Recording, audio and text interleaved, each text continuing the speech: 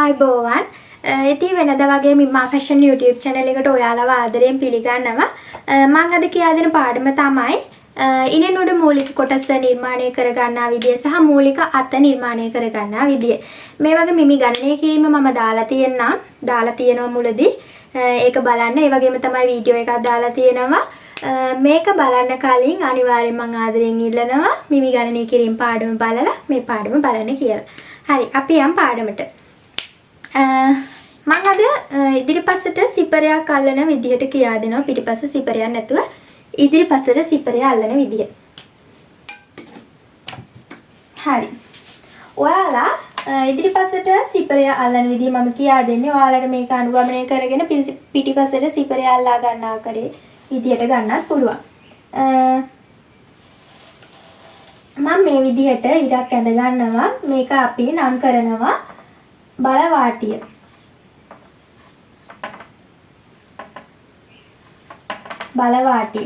බලවාටිය හෙවත් තීරට වාටිය. රෙද්දක් මෙහෙම ගන්නා විට ඒක දෙකට නැමුවම එක පැත්තක එනවා නැම්ම අනිත් පැත්ත එනවා බලවාටිය. ඉතින් මං දැන් ගන්නේ බලවාටිය පැත්ත. බලවාටියේ සිට අඟල් දෙකක් ප්‍රමාණයක් මේ විදිහට මම මාක් කරගෙන ඉරක් ඇඳ ගන්නවා.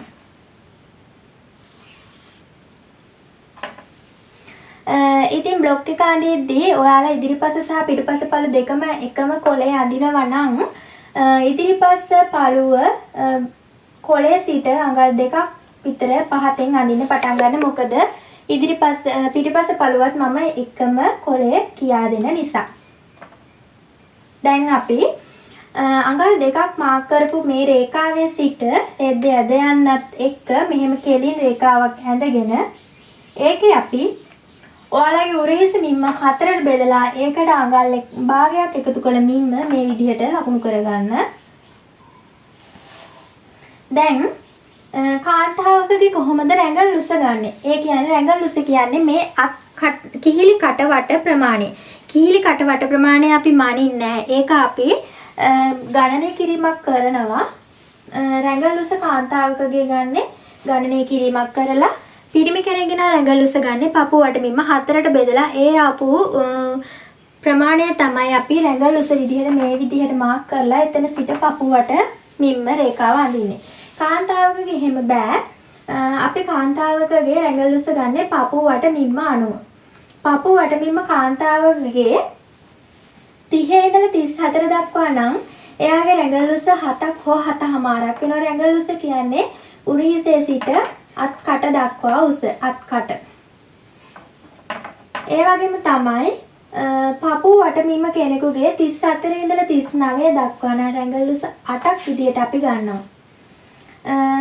39 ඉඳලා 45 දක්වා තියෙනවා නම් කෙනෙකුගේ පපුවට අපි රැඟල් ලුස ගන්නවා 8.5ක් විදිහට. ඒ වගේම රැඟල් පපුවට 45 ඉඳලා 50 දක්වා නම් රැඟල් ලුස 9ක් 50 ඉඳලා 55 දක්වා නම් 9.5ක් විදිහට ගන්නවා. මම ඒ ලිස්ට් එක දාන්නම්. දැන් මම මෙතනදි ගන්නේ මගේ මිම්මට අනුව පපුවට මිම්ම 34 තියෙන නිසා මම රැඟල් ලුස රේඛාව 8ක් විදිහට ගන්නවා. රැඟල් ලුස රේඛාව මේ විදිහට මාක් කරගෙන ඒකේ අපි පපුවට මිම්ම හතරට බෙදලා එකට අඟල් දෙකක් එකතු කළ මිම්ම මේ විදිහට ලකුණු කරනවා. අඟල් දෙකක් එකමාරක් එකතු කළ මිම්ම මේ විදිහට ලකුණු කරනවා. එකමාරක්. ඔයාලට තවත් වැඩි නම් මේ විදිහට ගන්න පුළුවන්. එහෙම ගන්න අවශ්‍යතාවයක් නැහැ. මොකද මම මහුම් වාසිත් එක්ක තමයි මේ මිමි ගණනය කරන්නේ. දැන් අපි පපුවට මිම්ම මේ විදිහට ලකුණු කරනවා. දැන් උරහිසේ සිට ඉන දක්වා උස මේ විදිහට ගන්න. ඔයාලගේ ඉන දක්වා උස අරගෙන මේ විදිහට ඉරක් ඇඳලා උරහිසේ සිට ඉන දක්වා උසට අඟල් භාගයක් එකතු කරන්න. මොකද අඟල් භාගෙ මහුම් වාසිත් එක්ක. මේ විදිහට ඉරක් ඇඳලා ඒකේ ඉනවට මිම්ම හතරට බෙදලා අඟල් දෙකක් එකතු කළ මිම්ම මේ විදිහට ලකුණු කරගන්න. දැන් අපි මේ උරහිස මිම්ම 7.5ම මේ පපු වට රේඛාවෙත් මේ විදිහට ඇඳගෙන අපි දැන් මේ රේඛා යා කරගමු. පපු වට සිට ඉන දක්වා රේඛාව යා කරගන්න. දැන් අපිට කර පළල සහ කර ගැඹුර ඇඳ ගන්න ඕනි. කර පළල ඉස්සලාම අඟල් 3ක් මේ විදිහට ලකුණු කරගන්න. කර පළල තවත් ඔයාලට ඕනි නම් ඉස්සරහට මේ විදිහට ලකුණු කරලා ගන්න පුළුවන්. ඉතින් මම අද මූලික කර හැඩය කියා දෙන හින්දා මූලික කර හැඩය 3ක් විදිහට ගත්තා. මේ තමයි පළල පැත්ත. මේක තමයි ගැඹුර. කර ගැඹුර. කර ගැඹුර මම 3.5ක් විදිහට ගන්නවා. කර ගැඹුර ගන්න ඔයාලගේ කරවට මිම්ම ආපු ප්‍රමාණය 4ට බෙදලා කර ගැඹුර ගන්න. කර පළල ගන්න ඔයාලගේ කරවට මිම්ම ආපු මිම්ම 4ට බෙදලා එකෙන් අඟල් 1/2 අඟල් භාගයක් අඩු කළ මිම්ම කර පළල විදියට අරගෙන මේ විදිහට යා කරගන්න. දැන් අපිට මම මූලික කර හැඩය කියා දෙන නිසා මේ විදිහට මම හැඩ කරලා ඇඳ ගන්න. ඔයාලට මේක කර්ව් එකක් ආධාරයෙන් හැඩ කරලා ගන්නත් පුළුවන්. දැන් අපි උරහිස අඟල් 1/2 පාත් කරනවා. අඟල් 1/2 පහත් කරලා ඒ කර පළල තියෙන තැනට රේඛාවක් ඇඳ ගන්නවා. දැන් උරහිස අඟල් 1/2 පහත් කරපු තැන සිට පපුවට මිම්ම දක්වා තියෙන උස මැනගෙන ඒක දෙකට බෙදලා මේ විදිහට ලකුණු කරලා ඇතුල් පැත්තට අඟල් 1/2 අඟල් භාගයක් මේ විදිහට මාක් කරගන්න. අඟල් භාගයක් ඇතුළට මාක් කරලා මේ විදිහට ඉරක් ඇඳගන්න. දැන් අපි අත්කට හැඩය ඇඳගමු. අඟල් භාගෙන් පාත් කරපු තැන සිට අත්කට හැඩය මේ විදිහට ඇඳගන්න.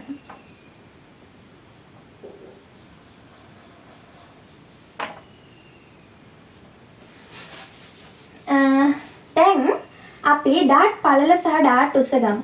ඩාට් පළල ඔයාලගේ ඩාට් පළල ආපු මිම්ම මේ විදිහට ලකුණු කරගෙන ඒක දෙපැත්තට අඟල් භාගෙ හිටින විදිහට ලකුණු කරලා ඩාට් උස මේ විදිහට ලකුණු කරගන්න.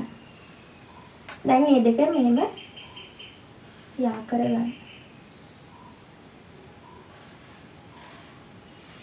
දැන් අපි මෙතන සිට අඟල් භාගයක් උඩට උස්සලා මේ විදිහට මාක් කරලා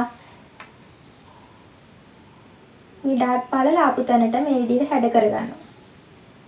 හැඩ කිරීමට හේතුව ඔයාලා දැන් ඉනෙන් උඩ කොටසට සාය කොටසක් අල්ලනවා නම් සාය කොටස හෝ ගවුම කොටස සාය කොටස දෙපැත්තෙන් එල්ලෙන්න බලනවා. ඒ දෙපැත්තෙන් එල්ලෙන එක අඩු කරගන්න තමයි මෙතන අඟල් භාගයක් උස්සලා මේ විදිහට හැඩ කරගන්නේ. ඉතින් මේ ඉදිරිපස පළුව අපි මේක ආධාර කරගෙන පිටිපස්ස පළුවත් අඳිමු. පිටිපස්ස පළුව මම වෙන පැටකින් පෙන්නන්නම්. ඔයාලා දැන් පිටිපස්ස පළුව අඳිද්දී මේ අඟල් දෙක මාක් කරපු තැන සිට අඳින්න එපා. පිටිපස්ස පළුව නැම්මට අරගෙන මෙතෙන් සිට මම ඒක මේ විදිහට ආයෙත් පෙන්නන්නම්. දැන් මෙතන ඉඳලා තමයි අපි ඇඳගෙන යන්න ඕනි. එතකොට අපි ඒක නැම්ම තමයි ගන්නෙ. නැම්මේ සිට අපි මිමි ගණනය කිරීම කරමු. දැන් උරහිස අඟල් 1/2 පාත් කරපු ඒ රේඛාවේ ඉඳලා අඟල් 3 කාලක් උඩට මෙහෙම උස්සලා උරහිස රේඛාවට සමාන්තර රේඛාවක් මේ විදිහට ඇඳගන්න. අඟල් 3 කාලක්. පමණක් අය අඟල් 1/2 අඟල් කාලක් ඒ විදිහට ගන්නවා. මම අද කියා දෙන්නේ අඟල් 3 කාලක්. මෙතනිනුත් මෙතන සිට අඟල් 3 කාලක් උඩට උස්සලා මේ විදිහට ඇඳගන්න. ඔයාලා හරියට ගණනය කරලා ඇඳගන්න මම මෙහෙම කියා දුන්නාට. දැන් ඔයාලට හරියට ගණනය කරා නම් මෙතන සිට මෙතනට ඡේදනය වෙනවා. මෙතන සිට මෙතනට මෙහෙම ඡේදනය වෙන ලක්ෂයක් තියෙනවා. ඒ ලක්ෂයේ සිට ටේප් එකේ පොයින්ට් දෙකක් ආපස්සට අරගෙන මේ විදිහට ලකුණු කරගන්න. ටේප් එකේ පොයින්ට් දෙකක්. ටේප් එකේ පොයින්ට් දෙකක් කියලා කියන්නේ මේ චූටි ඉරි කෑලි දෙකක් ආපස්සට අරගෙන ලකුණු කරන්න.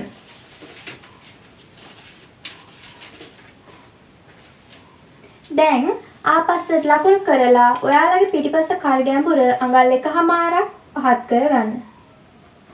1/2ක් පහත් කරලා මේ 1/2යි මේ පොයින්ට් දෙකක් ආපස්සට ගිය තැනයි මෙතන කැපිලා යන විදිහට හැඩ කරලා ඇඳ ගන්න.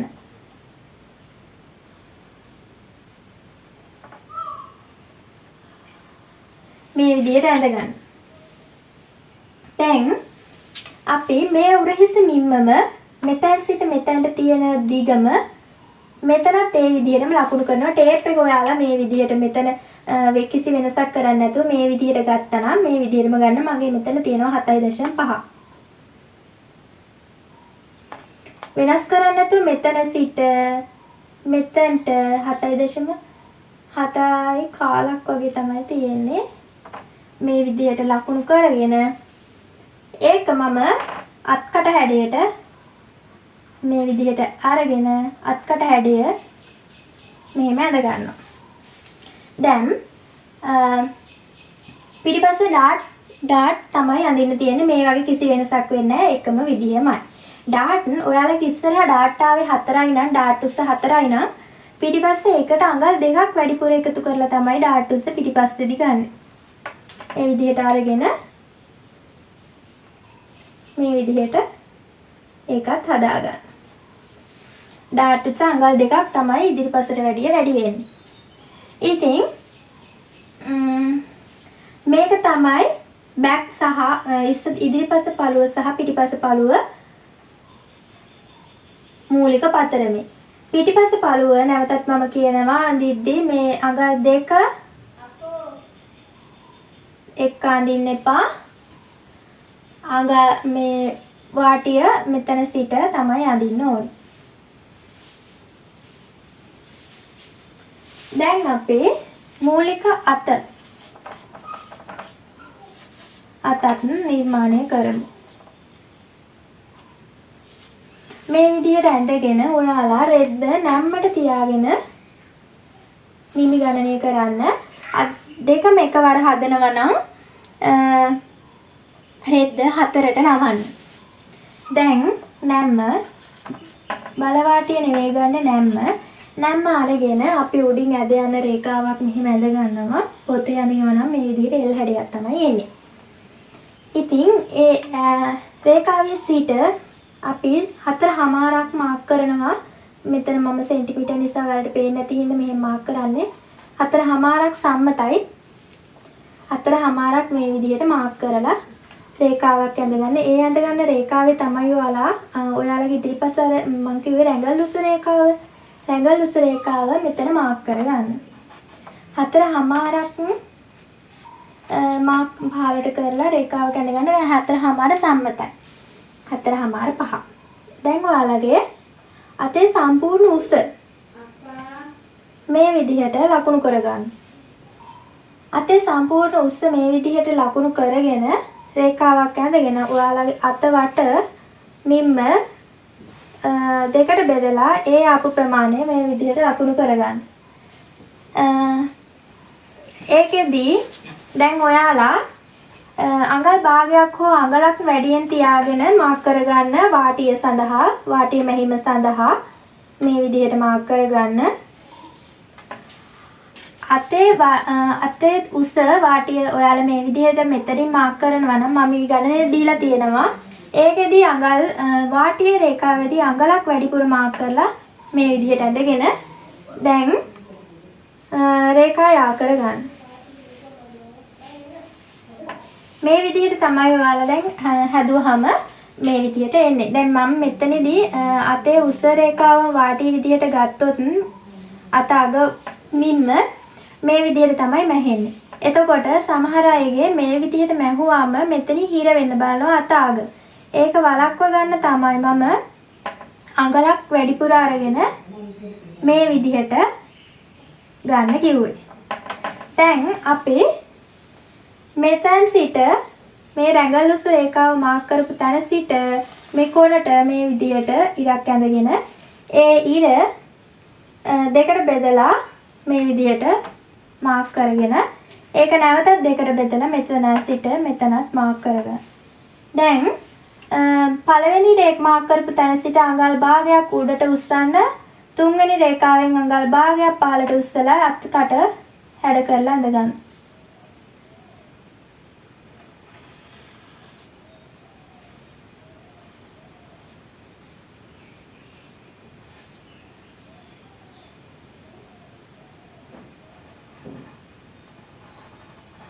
මේ විදිහට අඳ ගන්න. ඉතින් මේ මූලික අත ආධාර කරගෙන තමයි සියලුම අත් හැඩ ඇඳගන්නේ. මම අද කියා දුන්නේ මූලික අත නිර්මාණය කරන විදිය සහ ඉනින් උඩ ඉදිරිපස සහ පිටුපස කොහොමද නිර්මාණය කරගත්තේ කියලා. ඉදිරි දවසකදී අපි බලමු මේක කොහොමද මහගන්නේ කියලා. හරි. මම හිතනවා අද පාඩම පැහැදිලි වෙන්න ඇති කියලා. අපැහැදිලි තැනක් තිබුණොත් අනිවාර්යයෙන්ම කියන්න. ඒක මම කියා දෙනවා. ඉතින් වෙනද වගේම මගේ channel එකට අලුත් කෙනෙක් නම් channel එක subscribe කරලා bell icon එකත් click කරලා තියාගන්න. ඉදිරියේදී දාන වීඩියෝ notification එකක් හරහා ඔයාලගේම phone එකට ගෙන්න ගන්න පුළුවන්. එහෙනම් ඔයාලගේ අද පාඩම ගැන අදහස comment එකකින් දාගෙන යන්න. ඒක මට ලොකු සහයෝගයක්. එහෙනම් අදට ගිහින් එන්න. සුබ දවසක්.